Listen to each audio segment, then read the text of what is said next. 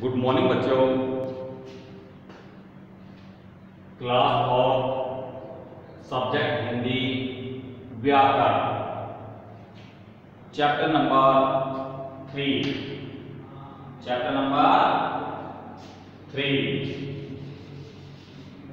शब्द और वाक्य। चैप्टर नंबर 3 शब्द और वाक्य। आज हम अपना नया चैप्टर नंबर 3 शब्द और वाक्य स्टार्ट कर रहे हैं। आप सभी बच्चे अपनी बुक्स ओपन कीजिए और पेज नंबर 12 निकालिए। आप सभी बच्चे अपनी बुक्स ओपन कीजिए और पेज नंबर 12 निकालिए। यह चैप्टर नंबर 3 शब्द और वाक्य का वीडियो पार्ट फर्स्ट है। तो फर्स्ट टॉपिक आ जाता है हमारा शब्द। शब्द किसे कहते हैं या शब्द कैसे बनते हैं। वर्णों के सार्थक मेल को शब्द कहते हैं। वर्ण माने छोटे छोटे अक्षर या ध्वनियां के सार्थक मेल को शब्द कहते हैं। जैसे आसमान, पानी, आदमी, खिलौना आदि। तो नंबर 1 शब्द। क्वेश्चन क्या? शब्द किसे कहते हैं? वर्णों के सार्थक मेल को शब्द कहते हैं। वर्णों के सार्थक मेल को शब्द कहते हैं। क्वेश्चन नंबर 5 बन जाता है इसका। और टॉपिक नंबर फर्स्ट है ये शब्द। शब्द किसे कहते हैं? वर्णों के सार्थक मेल को शब्द कहते हैं। जैसे स प्लस पे प्लस रा क्या बन गया? सपेरा। स प्लस ल प्लस क क्या बन गया? सड़क। मैं प्लस ट प्लस की क्या बन गया? मटकी आदि। एग्जाम्पल देखिए। सपेरा स प्लस पे प्लस रा, इन 3 वर्णों से स पे और रा से क्या बन गया? सपेरा। ये सब बन गया। स र क, इन 3 वर्णों से क्या बन गया? सड़क। मैं क की, इन 3 वर्णों से बन गया? मटकी आदि। तो शब्द किसे कहते हैं? क्लियर हो गया आपका। वर्णों के सार्थक मेल को शब्द कहते हैं। जैसे स प्लस पे प्लस रा सपेरा, स प्लस ड प्लस क सड़क, मैं प्लस ट प्लस की मटकी आदि। अब शब्द कितने प्रकार के होते हैं?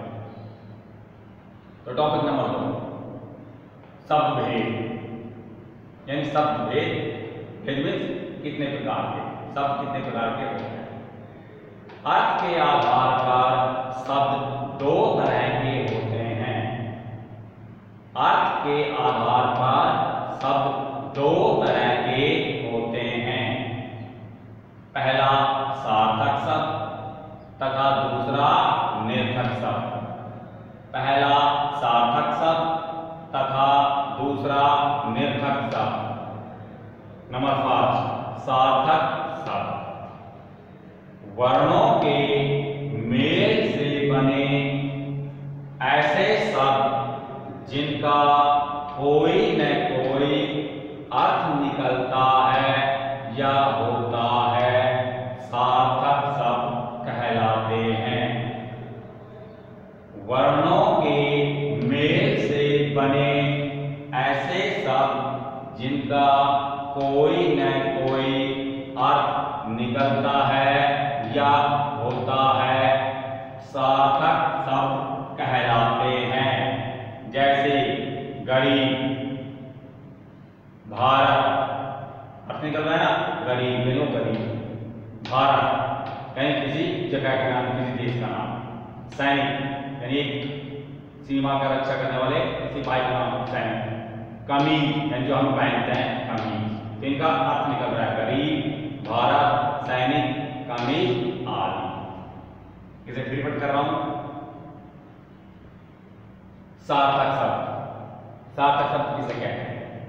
वर्णों के मेल से बने ऐसे शब्द जिनका कोई न कोई अर्थ निकलता है या होता है, सार्थक शब्द कहलाते हैं।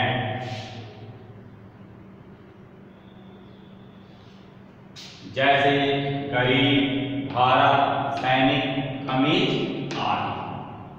दूसरा भाग होता है निर्थक शब्द। निर्थक शब्द क्वेश्चन हो सकता है, निर्थक शब्द किसे कहते हैं? वर्णों के मेल से बने ऐसे शब्द, वर्णों के मेल से बने ऐसे शब्द जिनका कोई अर्थ नहीं होता, निर्थक शब्द कहलाते हैं।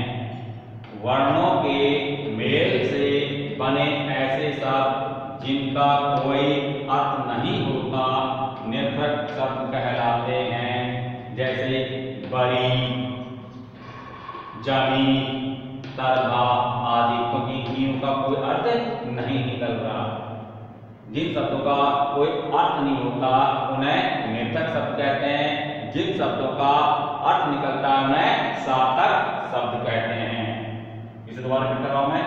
निर्थक शब्द वर्णों के मेल से बने ऐसे शब्द जिनका कोई अर्थ नहीं होता, निर्थक शब्द कहलाते हैं। जैसे बड़ी, जमी, तरबा आदि। दोबारा फिर कर रहा हूं।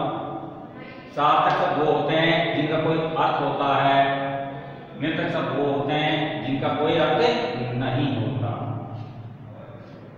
टॉपिक नंबर 3, वाक्य।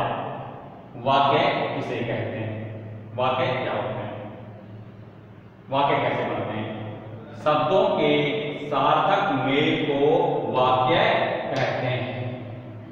देखो, शब्द किसे कहते हैं? वर्णों के सार्थक मेल को शब्द कहते हैं। वाक्य किसे कहते हैं?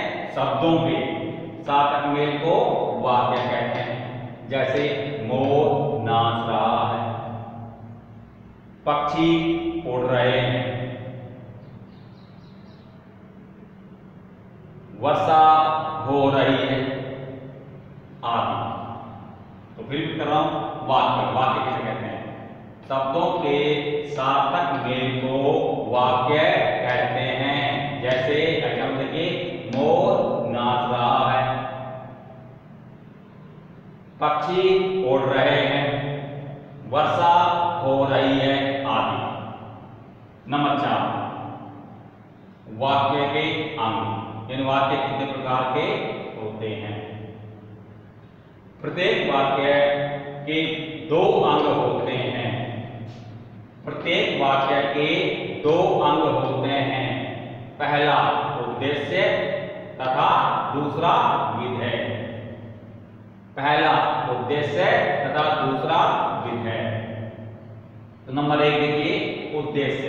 उद्देश्य किसे कहते हैं? वाक्य में जिसके बारे में यानी कर्ता के, जिसके बारे में यानी कर्ता के कोई बात कही जाए उसे उद्देश्य कहते हैं। फिर करा उद्देश्य, वाक्य में जिसके बारे में यानी कर्ता के, जिसके बारे में यानी कर्ता के कोई बात कही जाए उसे उद्देश्य कहते हैं। जैसे घोड़ा दौड़ रहा है, पक्षी उड़ रहे हैं। जैसे घोड़ा दौड़ रहा है, पक्षी उड़ रहे हैं।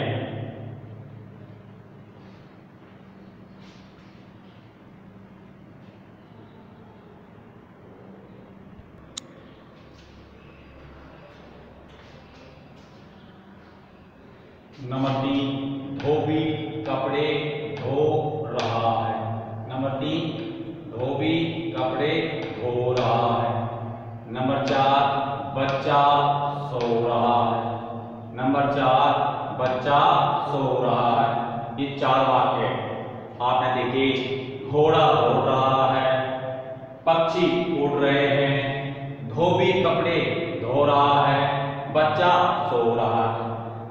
तो इन चार वाक्यों में, जैसे फर्स्ट वाक्य में घोड़ा, किसके बारे में कहा गया है? घोड़ा के बारे में, कि घोड़ा क्या कर रहा है? दौड़ रहा है।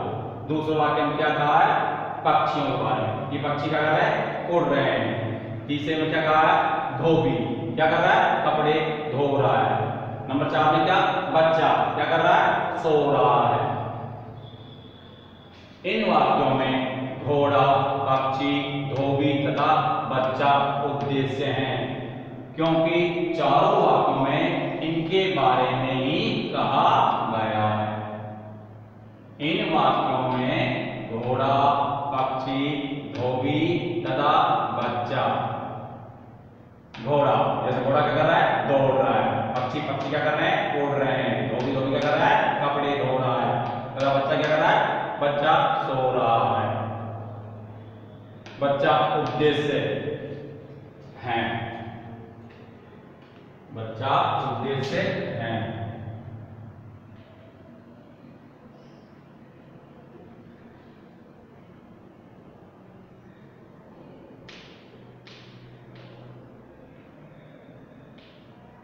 क्योंकि इन वाक्यों में घोड़ा, पक्षी, धोबी तथा बच्चा उद्देश्य है, क्योंकि चारों वाक्यों में इनके बारे में कहा गया है। नंबर 2, फर्स्ट क्लियर हो गया कि उद्देश्य किसे कहते हैं। उद्देश्य क्या है? इनके बारे में, इनके बारे में घोड़ा क्या कर रहा है, पक्षी क्या कर रहे हैं, धोबी क्या कर रहे हैं तथा बच्चा क्या कर रहा है। ये चारों क्या है? उद्देश्य है, यानी करता है। क्या है? करता है। नंबर 2 विधेय। नंबर 2 विधेय। विधेय किसे कहते हैं? वाक्य में उद्देश्य के बारे में कुछ कहा जाए उसे विधेय कहते हैं।